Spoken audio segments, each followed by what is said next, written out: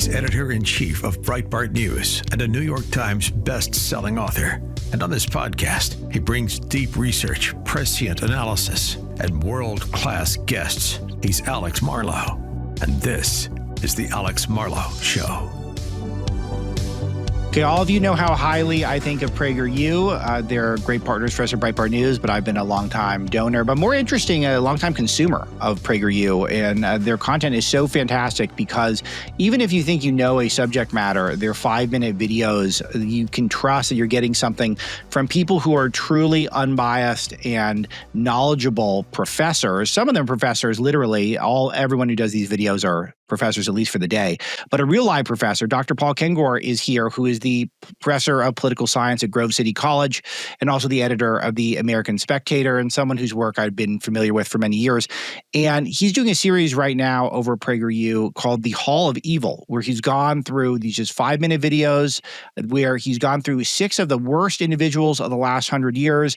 And I learned from each of them. And so I imagine most of you all will as well. And that's the subject of today's podcast. Dr. Kengor, thanks so much for joining me. Tell me about just a little bit of your background. Just introduce yourself to the audience and your relationship to PragerU.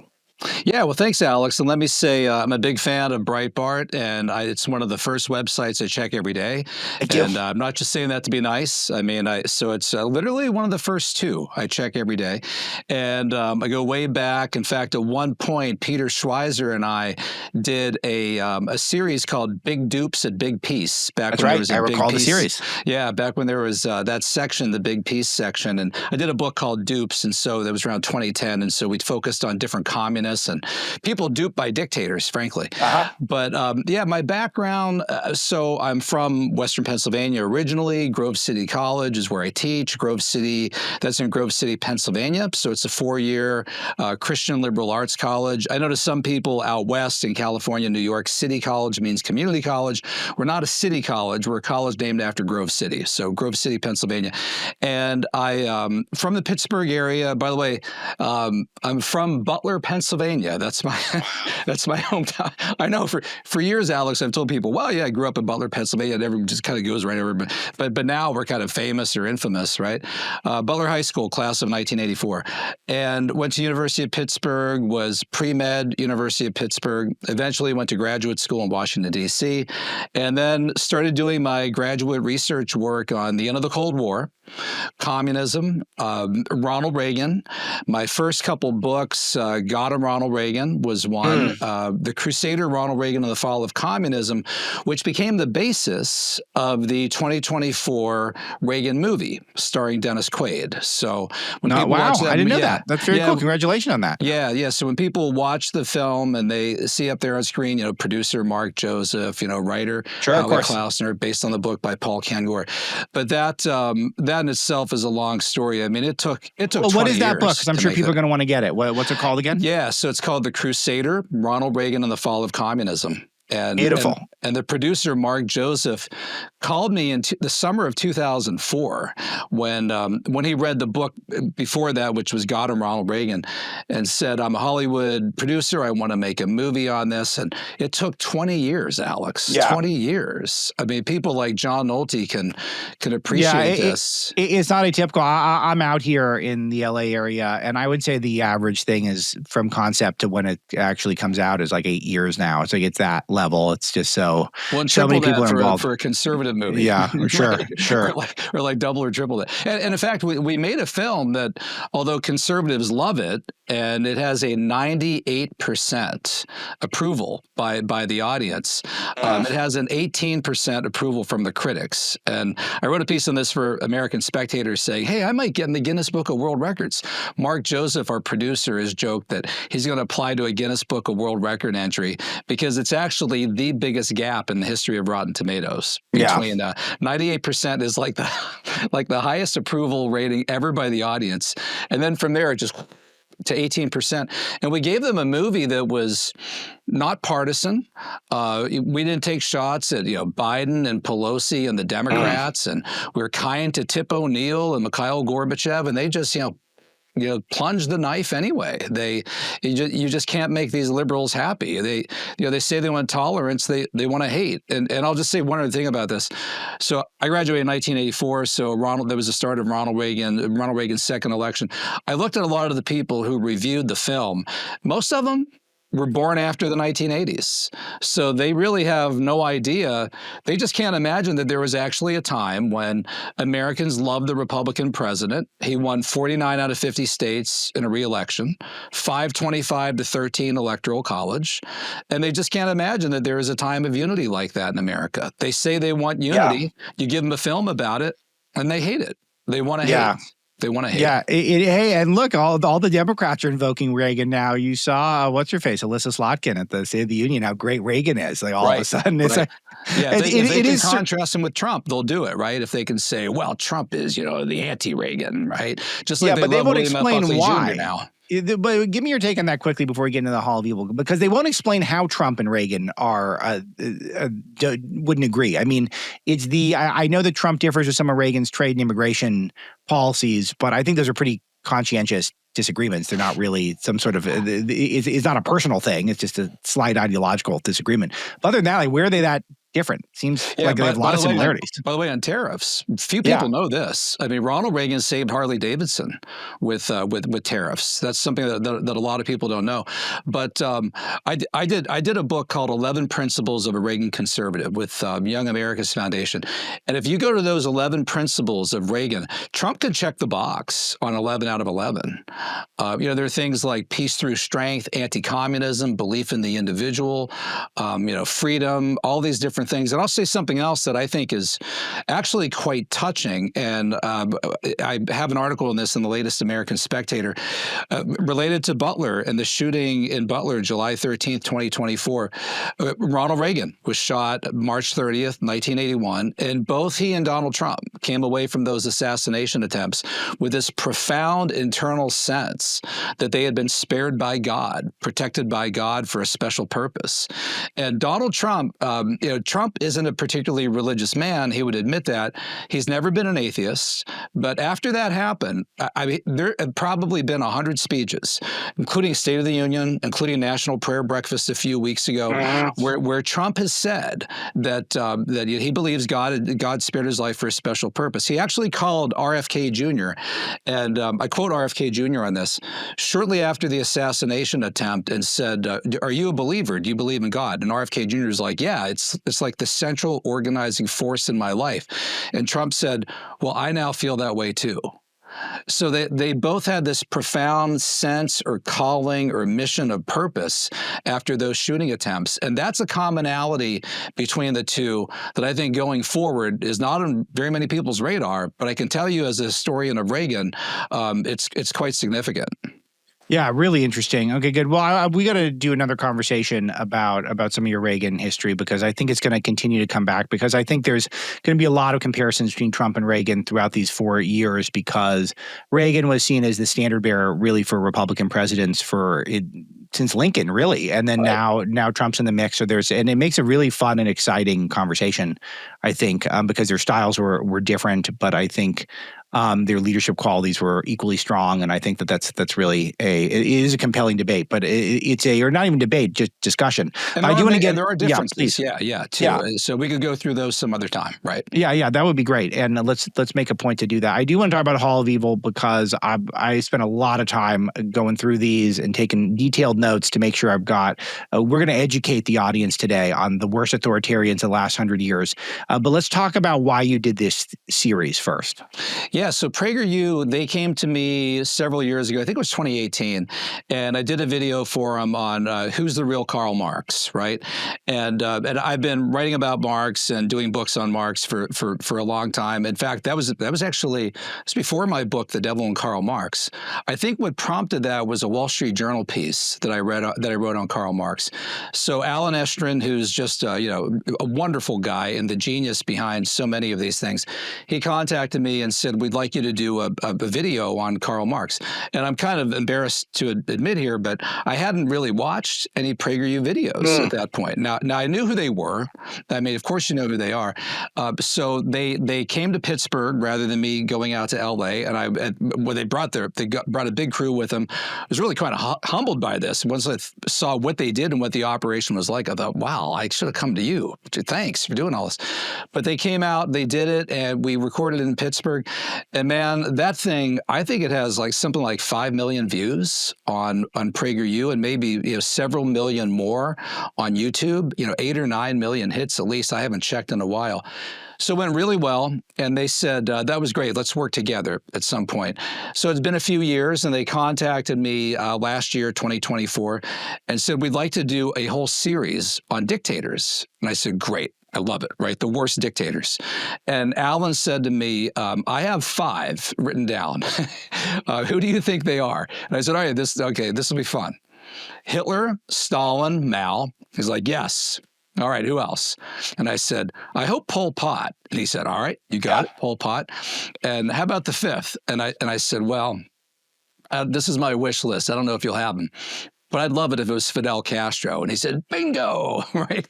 And that'll make the left go nuts if it's Fidel Castro. And then later on, once we had that decided a few months ahead of time, Al and I were emailing, and he said, we left somebody off, and we really should put him on, Vladimir Lenin. And I said, sure. Yes, I don't know how I could leave Lenin off, because I teach Marxism at Grove City College every spring semester. I tell all my students, it started with Lenin.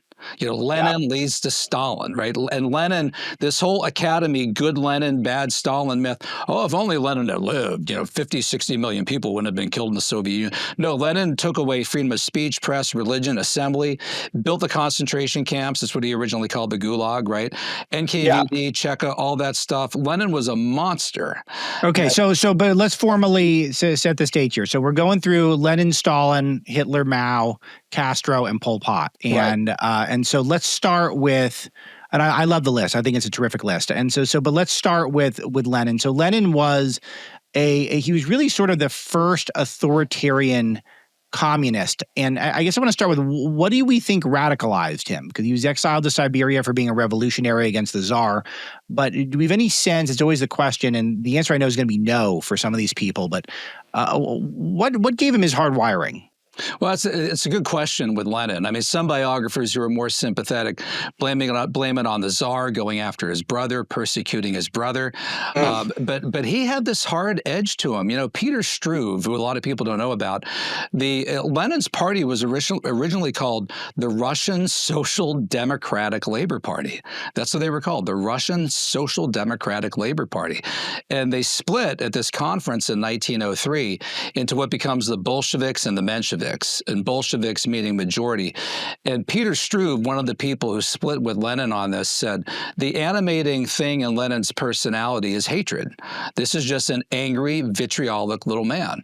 And you look at some of his writings, some of his directives, I mean, they're blood-curdling, right? Directives, take no fewer than 100 kulaks, right? These are the land-owning farmers. Vampires, parasites, leeches, scoundrels, calling them every name on the book. Hang them by their fingernails. There's directives like that from Lenin that you don't even have from Stalin. But he was, and he also believed, and you can see this in his writings like The State and Revolution, 1917, which was never completed, but still is a pretty long manuscript. Lenin believed that he alone really understood Marx. So he was like the infallible interpreter of Marxism, right? He's the College of Cardinals, the bishops, right? The Pope, everybody all rolled into one. He called Marx a genius. And so there's a reason why communism is often called Marxism-Leninism, right? Because it's primarily Lenin's interpretation of Marx. But he becomes the spearhead of the revolution. As you know, the Bolsheviks took over in 1917. He did a 1902 article called What Is to Be Done. where he said there, okay, what's needed in order for us to go from feudalism to slavery to capitalism to socialism to communism, and to interpret these dialectical stages, is a vanguard, a cadre, an elite group of kind of trained, educated revolutionaries who can do this. As the late, great Harvard historian Richard Pipes said, so what Marxism-Leninism was about was an ideal, a program, and a regime. So the ideal was communism. They needed a program to advance it, and they needed a regime to enforce it. And so Lenin, Trotsky, Stalin, Bukharin, those Bolsheviks would provide the regime in 1917. And that becomes kind of the blueprint for a lot of the communism that was implemented, certainly at least in Eastern Europe during the Cold War. This is Alex Marlow for my friends at besthotgrill.com. They make the Solaire infrared grills, the hot, fast grills for everyday, year-round grilling. Maybe you've already got a low-temperature, low and slow smoking cooker, an egg, or a pellet barbecue, something like that. They're fine when you got the time, but you don't have to wait for the weekend with a Solaire infrared gas grill. It heats up to 1,000 degrees in just 3 minutes, even in the dead of winter. The high heat locks in those juices, grills food faster, makes steaks, chicken, veggies, fish, makes it succulent and tasty. In a matter of minutes, your family can have a healthy and great tasting grilled dinner. I'll tell you, I'm doing it tonight. I'm working hard this week, but I'll tell you, I'm cooking for my family. I'm going to have the chicken. I'm marinating it right now while I'm cutting this ad. And tonight, I'm going to fire up that Solaire grill. I'm going to put them on. It's going to take 5-6 minutes. Going to cook the chicken. Look, I love a good slow cook, but that's a treat. Your everyday thing, you want to lock in those flavors with the best hot grill on the market. That's a Solaire infrared grill.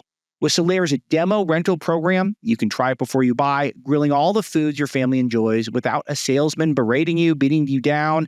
And you can see why the USA made in America, Solaire, is the last grill you will ever buy. Learn about besthotgrill.com. Go to besthotgrill.com. Try before you buy with the Solaire demo rental program. Besthotgrill.com. What more can I say? One thing that was interesting that I wasn't aware of is that the Germans were keen to have Lenin come back into Russia after exile and destabilize Russia, and ended up leading to arguably hundreds of millions of deaths. If you want to do the math on that, it set a lot of really bad dominoes. Could you talk about this a little bit? Yeah, you can lay to the feet of the Germans in World War I. I mean, what really makes the Bolsheviks possible is World War I.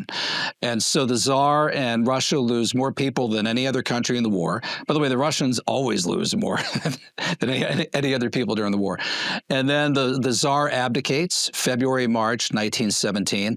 And when that happens, and this is just about the time that Woodrow Wilson declares war in the U.S., April 1917. So with that, the Germans think, okay, how can we really blow up Russia? How can we really blow it up? Well, Lenin had been in exile at that point and could not get back to Russia. In fact, Lenin just a few months earlier said, it's all over, right? He's depressed. I will never get into Russia. He even talked about putting on a wig and dressing like a woman and trying to sneak into Russia. So General Ludendorff and Kaiser Wilhelm approve for Lenin to put Lenin in a boxcar, give him safe transport through German territory, and drop him right into St. Petersburg. Winston Churchill called it a plague bacillus. It was almost as if you put like a neutron bomb or a nuclear bomb on this boxcar, took it in the middle of St. Petersburg, and the bomb was Lenin. And that was it. And Ludendorff even said he had no worries about this. He said when Lenin and his Bolsheviks take over, us Germans, we will win the war, and then I will strangle Lenin. I will strangle him and all of his friends, and that'll be the end of it. Of course, that's not what happened. Well, one place where my mind goes when I look at what is the paradigm for leftism, and I look at the paradigm for conservatism, libertarianism. You got to look at where things go if they're in their ultimate form. One thing that's noteworthy with Lenin, a couple things, is he faked democracy. So I thought that was really interesting. He had a fake democracy, and he completely shut down speech, press, religion, assembly, petition, et cetera. This is where left-wing authoritarianism's ultimate, where it ends up. It's the ruthless seizure of power. Speak to this. Yeah. In fact, the left uses that phrase all the time, the far left democracy, which is why I've been telling people for years. When you hear Kamala and kind of people on the farther left in America talk about democracy, and you hear them say, Trump's going to destroy democracy. Yeah. Well, what do you mean by that, right? And any sensible person would walk in right there and say, are you saying he's going to end freedom of speech, press, assembly, religion, cancel elections? What do you mean by that, right? Well, the left, especially the far left and the socialist and even communistic left, they have a completely different conception of democracy. Lenin said in The State and Revolution, democracy means equality. That's what he said. And in his sense, it meant class equality, economic equality. Bella Dodd, who is the famous ex-communist, she's the one that talked about the infiltration of the churches, infiltrated the education unions. They're probably the highest ranking woman in the party in the 1930s and 1940s at one point. She said, oh yeah, democracy. All the time they talk about democracy, democracy, democracy, democracy. So it's in the hands of the left, it's a totally different thing. It's just like conservatives, we tell people, when they talk about diversity, right, and DEI and inclusion, don't think that means that they want to include you, right? That their diversity extends to conservative Christians, right, or conservative Jews or another group like that, right? They're using that as a club to advance what they want in their left-wing cause. And the same is true with democracy. In the hands of a hard leftist, they mean something completely different. Marx praised democracy, Engels praised democracy, Mao praised democracy, Lenin praised democracy, and yet none of them were ever democratically elected or would have a democratic election. So they don't mean elections when they mean that. They mean something else entirely. So why do you think some people regard him as not a bad guy? This seemed to be clear to me. Some people kind of everyone agrees is bad. For some reason, I feel like Lenin still got someone doing some PR for him. Right, right. Well, a lot of it was, I think, genuine ignorance. In fact, if you read Mikhail Gorbachev's book, Perestroika, which was published in 1987, Gorbachev came in 1985. It's published by Harper and Row. And you read that book, he praises Lenin throughout. And a lot of it, I think even Gorbachev was deluded by what he learned at Moscow State University or wherever, or whichever universities he went to in Moscow, because they had taught that Lenin was the good guy, Stalin was the aberration. Nikita Khrushchev comes in and gives his Crimes of Stalin speech in 1956 and says, I'll tell you what happened. Stalin just ruined everything. He even killed our generals, killed off our military, made it possible for Hitler to run roughshod over it. And at that point, for Khrushchev to still appeal to the hardliners, he said, we need to go back to pure Leninism, pure communism. So Lenin becomes this kind of fuzzy image of communism for them. And also, too, a lot of American academics, they didn't know any better. I mentioned Richard Pipes. Richard Pipes, when the Cold War ended in 1991, was given the task of the Yeltsin government of going through the KGB archives, the Soviet archives, and reading all the old documents on Lenin. And he found and published with the so-called Lenin letters, which he published through a Yale University press book. And Pipes told me, he said, when that book came out, I was savaged by the Academy because I revealed that it wasn't just Stalin who was an aberration. It was communism. It was Leninism. It was Marxism, Leninism. That Lenin's death would have led to a Stalin in any event, as Robert Conquest put it.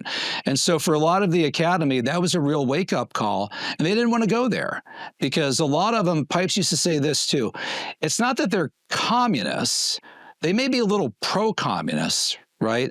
They are anti-communist. They hate the anti-communists.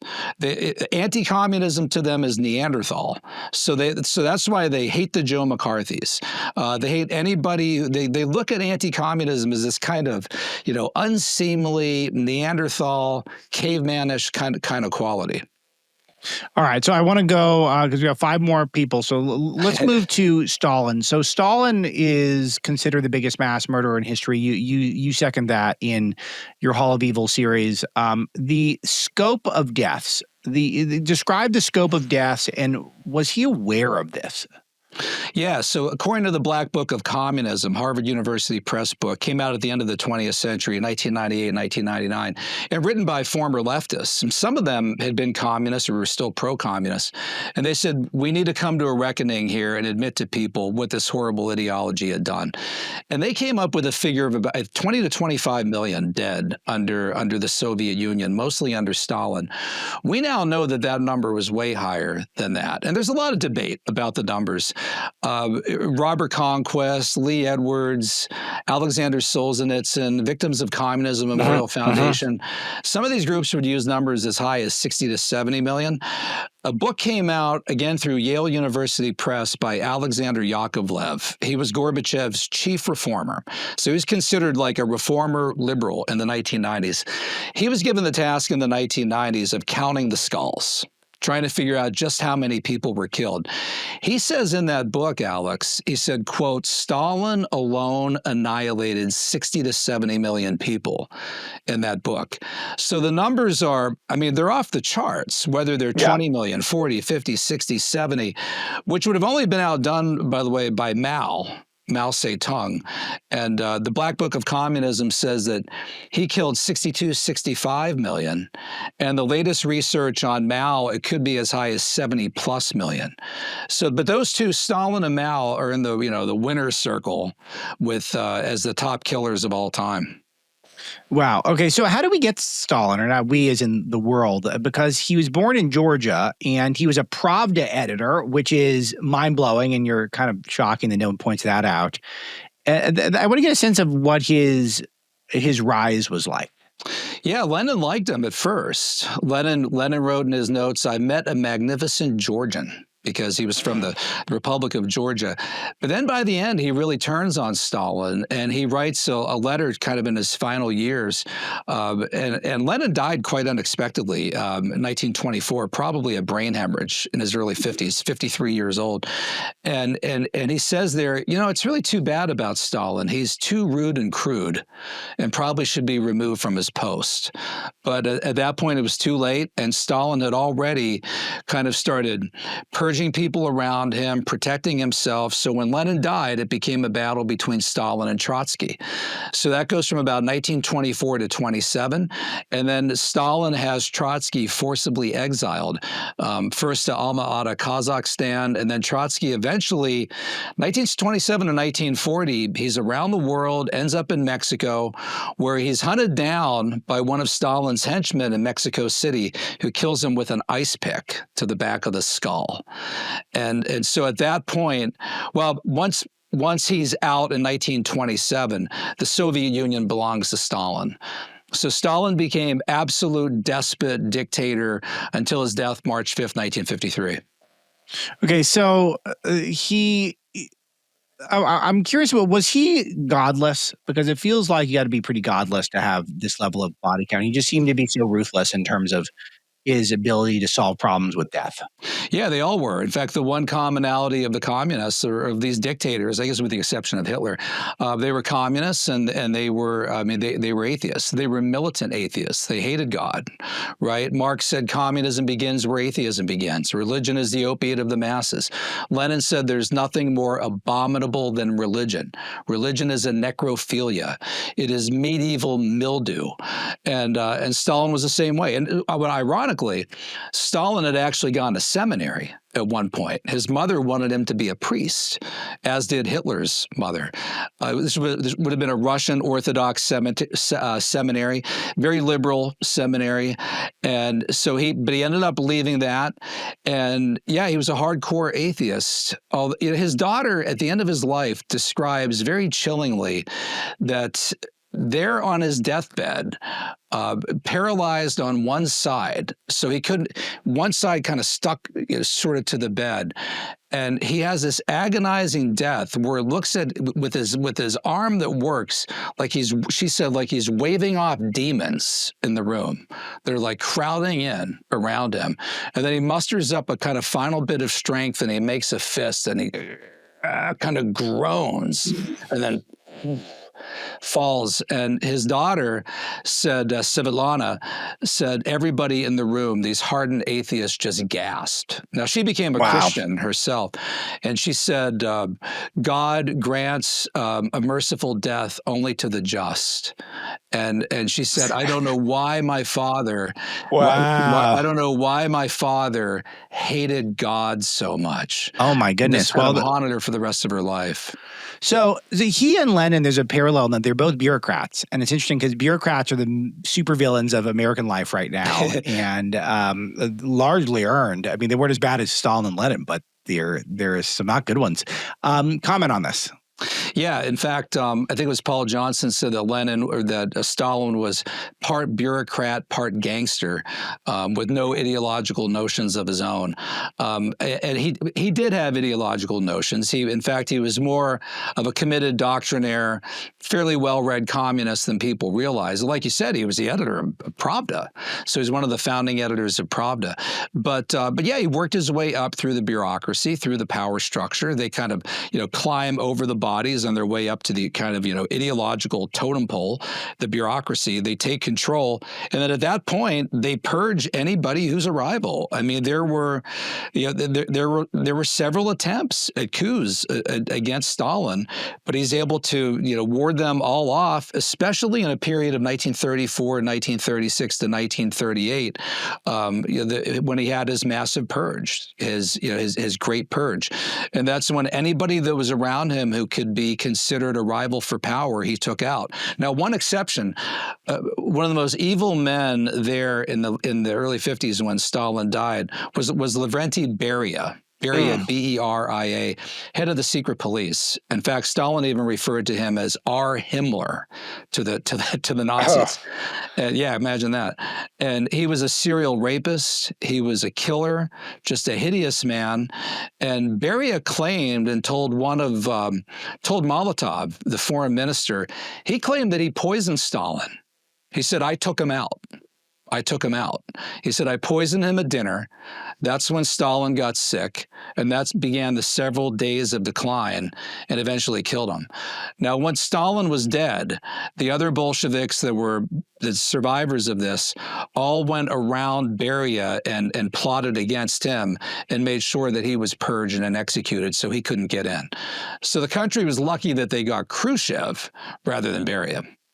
So are you surprised the Soviet Union survived after Stalin? Because it seemed like he did have the proverbial iron fist. How did it go on without him?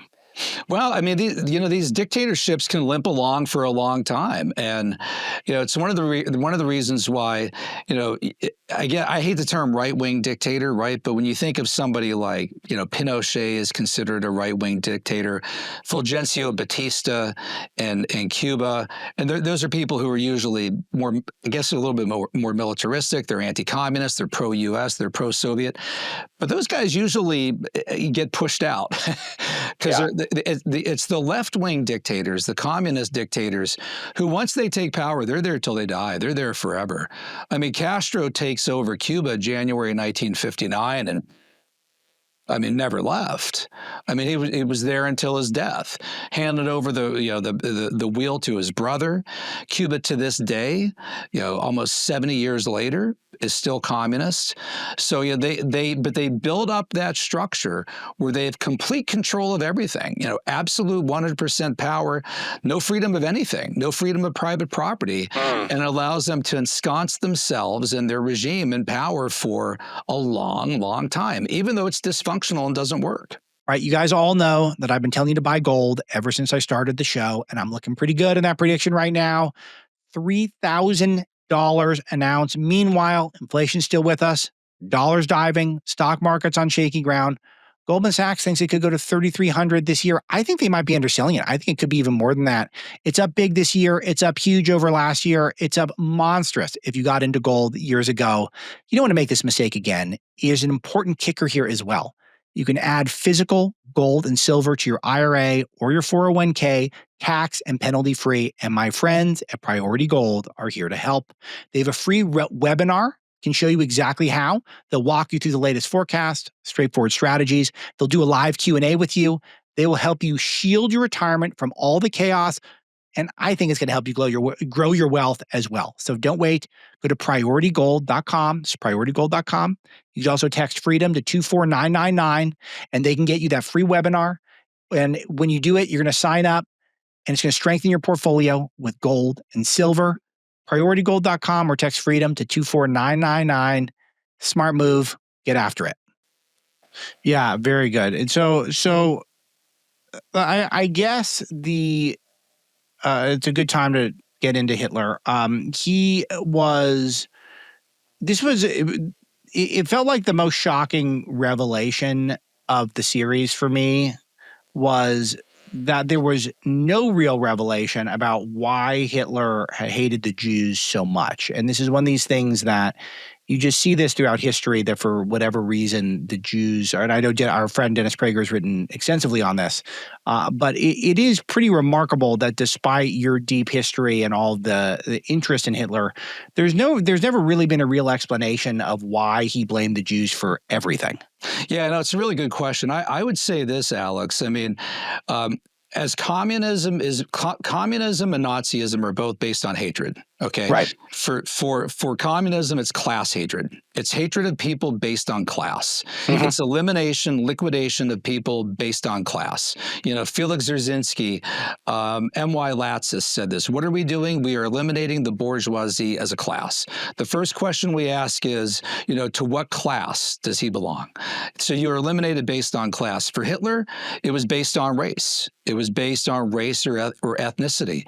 And in particular, he had a special hatred for Jews, what he called the final solution to try to eliminate every Jewish man, woman, every adult, every child on the planet, if he could.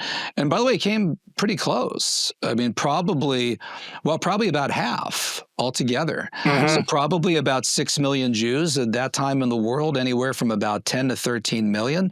And most of them at that point were in Europe. I mean, there were more Jews probably more Jews in New York City than there were in Jerusalem, actually, for sure, at that time. But they were all through Russia. A lot of the original leaders of Israel in 1948, David Ben-Gurion and others, came from Russia, Poland, those different areas.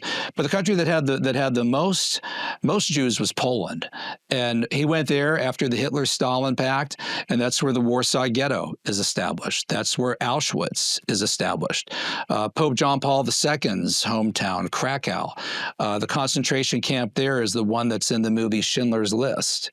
So, but to get to your point, yeah, I don't think I've had a lot of theories, but I don't know if anybody's ever really convinced me as to what was the main reason that he just hated Jews so much. By the way, I think it's just pure evil, frankly. Yeah, well, that's the only conclusion I could draw, but it's interesting to think about where we always feel like there's some misinterpretation. I know he was infuriated by the Treaty of Versailles, but you had a line in the PragerU series that was kind of mind-blowing to me, is that he blamed Jews for communism and capitalism. Right. That would be the sort of thing where in the 24/7 media landscape that we're in now, some of us would raise our hand and say, hey, sounds like this guy's crazy. I'm not sure we should be listening to him if someone had that take now, but that's not how it was then, obviously. I quote in The Devil and Karl Marx the things that Karl Marx said about Jews. It's quite chilling.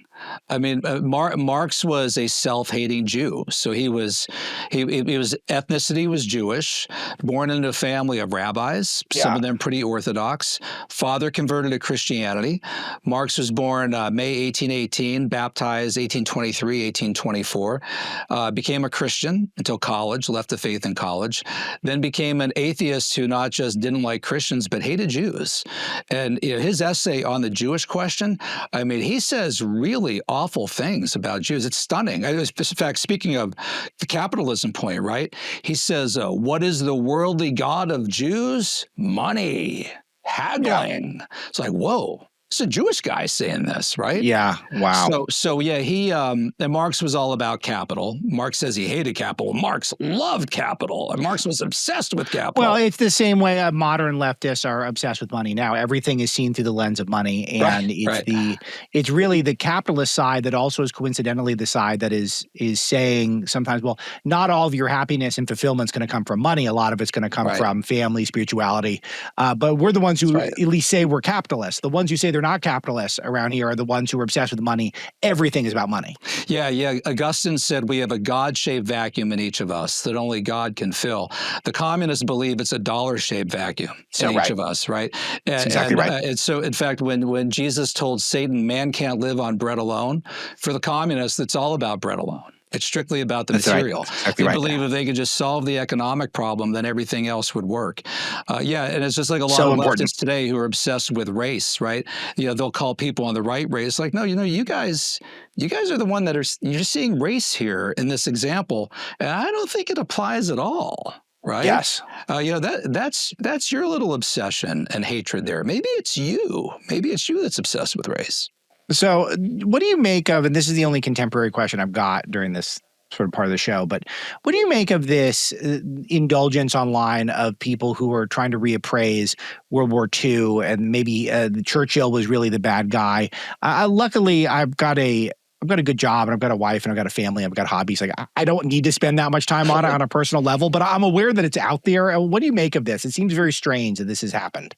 Yeah, no, I mean, Churchill is the hero of World War II. I mean, the only thing that slows down Hitler are, read John Lukash's book, 5 Days in London, right? May 24th to 28, 1940. At that point, Hitler's just on a tear, right? Invaded Poland September 1st, 1939, following the Hitler-Stalin Pact 7 days earlier. Poland's gone down, Munich Agreement, they have Czechoslovakia, then they go and they take France, just like that. It's unbelievable how easily they take France. The only thing that slowed them down until Pearl Harbor, when America gets in, is Churchill and the Brits. They stopped the Blitz, the Blitzkrieg. So no, I mean, and I've heard certain people on the right, and I don't want to misrepresent Pat Buchanan, but certain followers of Buchanan who say, well, Hitler really just wanted Europe, right? He's thinking of like a Third Reich that goes into that area. This really wasn't America's battle. And no, this was the world's battle. I mean, this was the guy, this was the wolf at the gate who really could have destroyed civilization. And Churchill was one of the ones who stopped him. Yeah. Okay. Good. Important to get that straight. Okay. So let's turn to Chairman Mao, and another one who arguably the most deadly was Stalin, just kind of up there. And he built up a lot of his following, I guess, during World War II, while the Chinese government was distracted with Japan at the time. The interesting point is that he nationalized everything. Another person who promised more financial security and instead got to the point where his people were eating pets and trees and engaging in cannibalism. So the big question for me is, how did he maintain power? It just seems like his track record was so horrible, and yet he had this foothold on power for decades. It's one of the most shocking things I've ever seen. That they are somehow, so he and his communists, right? They survived the Long March, 1934 to 35, where they're almost completely wiped out. Or just a few thousand that are left after that. They survived Chiang Kai-shek and his KMT forces, and then that period 1937 to 45, Sino-Japanese War. They somehow hang on through that period. And then the Chinese Civil War, 1946 to 49. I find that one of the most inexplicable things in all of world history. Yes. That the communists somehow pulled that off. It just doesn't make sense. And for me, I mean, some of the theories of different conservatives and Republicans at the time about I'm a big Harry Truman fan. Okay, but the Truman State Department and Dean Acheson, and I love George Marshall too, but Marshall was Secretary of State. America did screw that up. I mean, and I'm not going to blame America for it. We didn't handle it well. But the fact that they could have somehow emerged and took over China by October 1949 is just baffling. And it's one of the greatest tragedies in the history of humanity, because it would lead to 60 to 70 million dead Chinese through the Cultural Revolution, the Great Leap Forward, and the Cultural Revolution.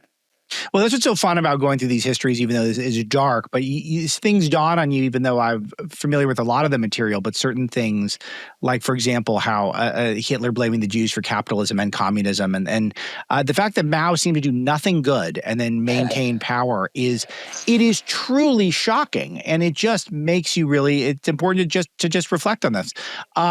Moving on to Fidel Castro, who I think has a lower body count, but equally fascinating. A couple of things that jumped out at me in your PragerU video on Castro.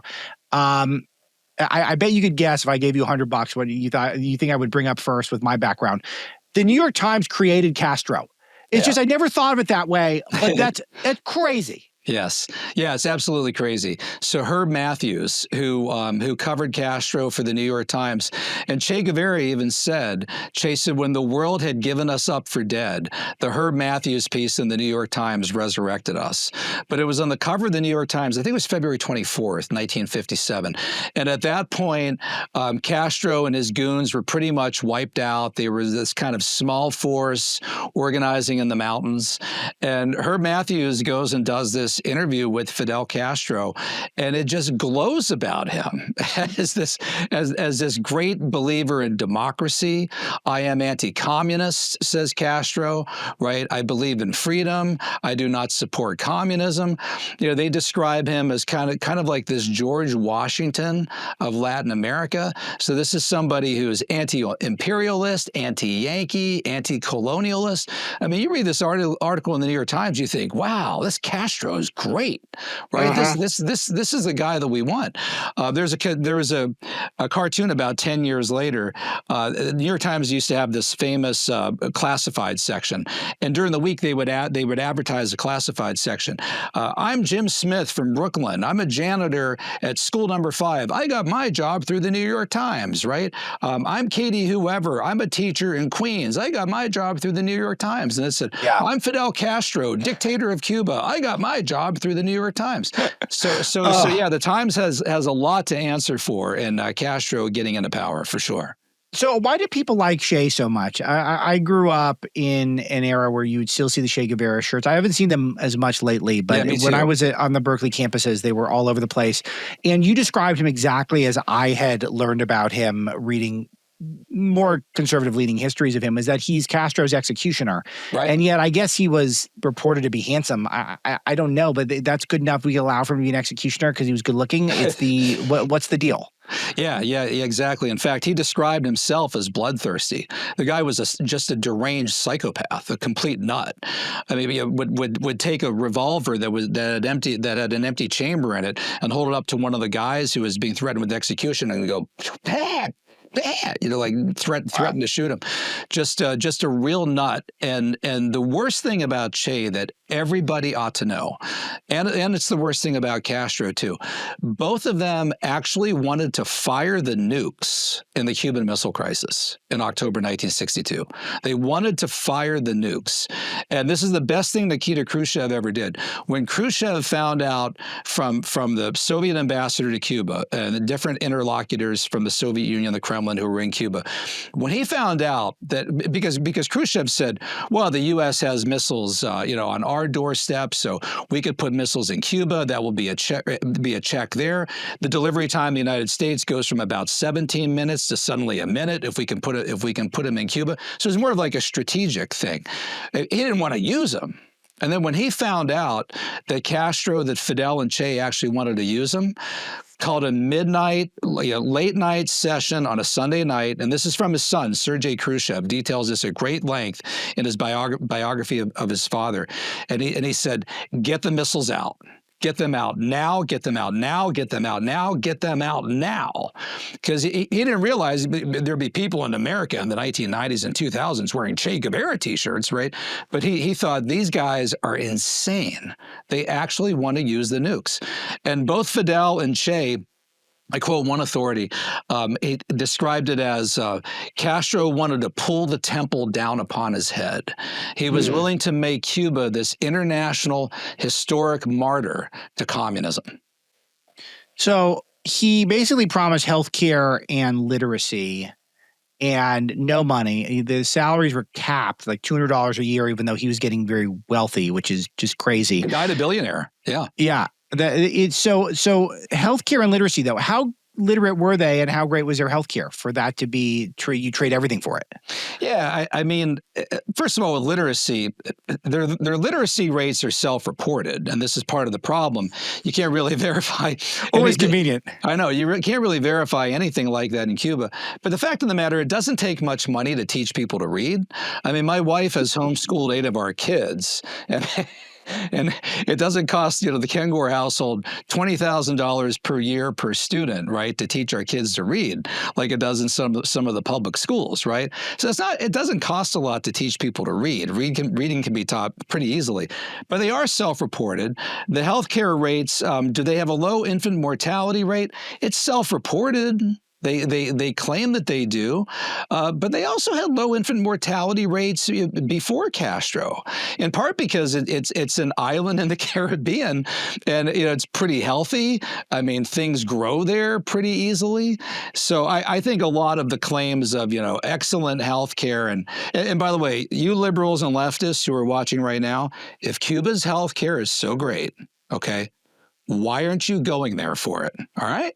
Yeah, always a great question. Why? I know we're going to run out of time, but I want to touch on Pol Pot, which I've studied Pol Pot quite a bit under A.J. Gregor, who you probably heard of, was a famous professor of fascism at UC Berkeley. And he was always really interested in Pol Pot because he had the highest body count per capita of the people under his regime and responsible for the killing fields, et cetera. But it's another one where there's a major revelation in your report at PragerU, which is the Democrats basically gave us Pol Pot. Democrat policies led to his rise and thus widespread death. Well, yeah, you have to back up to the domino theory, which they all made fun of, right? Yeah. And, Eisenhower and others talked about this. They feared that if China went communist and then Korea, it'd be like boom, boom, boom, boom. Well, China went communist in 1949. Immediately you have the Korean War. 1950 to 1953, over 50,000 Americans, folks, died in the Korean War, all right? Immediately after that, Vietnam, right? Divided north, south. Another 55,000 Americans died in Vietnam. Next, Cambodia. Right in the doorstep of Thailand. All these different Asian dominoes, right, one after another. Sidney Schonberg of the New York Times, who's the hero in the Killing Fields movie, right? A lot of these guys downplayed Pol Pot, blamed America, blamed Nixon for what was going on in Cambodia, suggested, the bombing of supply lines in Cambodia, that's one of the things that happened under Nixon that led to the eruptions at Kent State and everywhere else in 1970. That's a whole other complex issue. But to get to your point on the body count, yeah, in 1975, when the Khmer Rouge and Pol Pot took over, there were probably about 5 to 7 million people that lived in Cambodia. Now, they didn't have like a census and good hard numbers, so it's kind of broad, but about 5 to 7 million people. By the time they're pushed out in early 79, it's like 3 or 4 years in total, they'd killed 2 to 3 million people. All right, minimum 1.6. Whoa. So if this is like 2 million out of like 5 to 6 million, that's 30, 33, 40% of the population. Unbelievable. Yeah. I mean, even Hitler, Hitler did that with Jews. Yeah, but even Stalin and Mao didn't have that kind of proportion of killing. Well, we didn't fully get to Pol Pot. I had a bunch more questions, but that's perfect because the series is at PragerU, and Dr. Paul Kengor does an amazing job of walking you through in brief, just bite-sized pieces, the Hall of Evil. Is the series done, or is this it? This is it. So maybe they'll call me back to do it's perfect. something else. I mean, 35 minutes, you get through them all, and it is, but you'll rewatch them. I was going back and playing clips. I got two closing questions, Doctor. Yeah. Are there any other non-communists who are on this level? And you can go back as long as you want, but these are all communist/communist adjacent type people who are responsible for all this, with the exception of Hitler. Although Hitler, National Socialist, German Workers' Party. That's not exactly laissez-faire, right? Right. So they're all big government, central power, and 5 out of the 6 are Marxists in the 20th century.